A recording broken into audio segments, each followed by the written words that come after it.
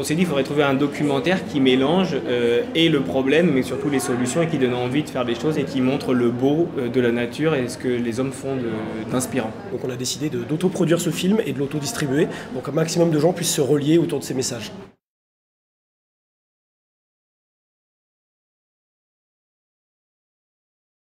Une fois qu'on arrive un peu plus à sentir qui on est, quelles sont nos valeurs, quels sont nos objectifs, de se mettre en chemin et d'essayer de les réaliser, en fait, ça fait que la vie est plus simple et que les choses se passent, en fait, ça coule. C'est une des conclusions du film, c'est d'aller avec le courant. Il y a certains messages qui nous ont vraiment impactés, qu'on a pu digérer.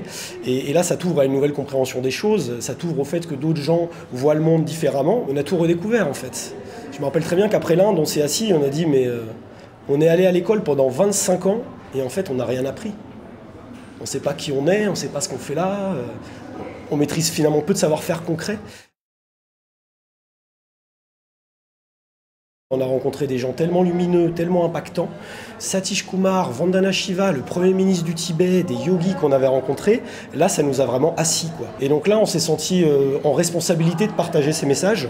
Et finalement ça nous avait aussi donné le virus et l'envie d'aller plus loin, de continuer. On a commencé à filmer en 2009, ça a été terminé de tourner en plus ou moins dans l'été 2011. Et depuis c'est de l'écriture, du montage. Et il y a aussi beaucoup de gens qui sont venus nous aider. On a cherché à avoir des producteurs en revenant. Et en fait sur la base d'un ours, on a essayé d'emmener le projet en télé, sauf qu'ils ne savaient pas où le mettre.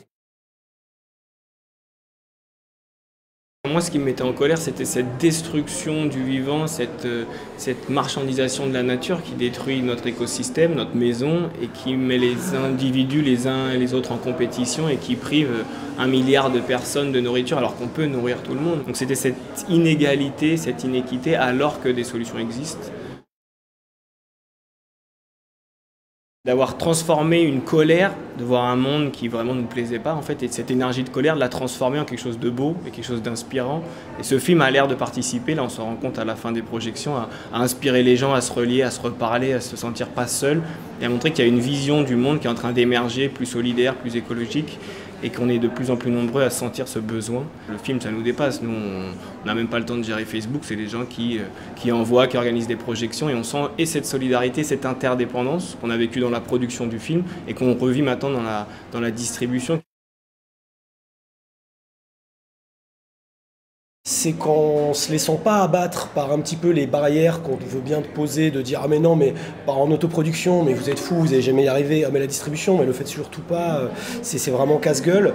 Finalement, quand tu vas chercher en toi la ressource que tu as, tu vas plonger dans ta conviction, dans ton abnégation, que tu vas voir où est-ce que, justement, où est peut-être ta raison d'être, ou qu'est-ce qui résonne, qu'est-ce qui peut te faire lever. Là, en fait, on devient puissant, de rien lâcher et de poursuivre un rêve, mais avec un peu de méthode. Se former un peu en technique, ça fait pas de mal. Faire du montage avant de tourner, c'est indispensable. C'est pas mentir que dire qu'avec un budget de 2000 €, on peut faire un film de bonne facture.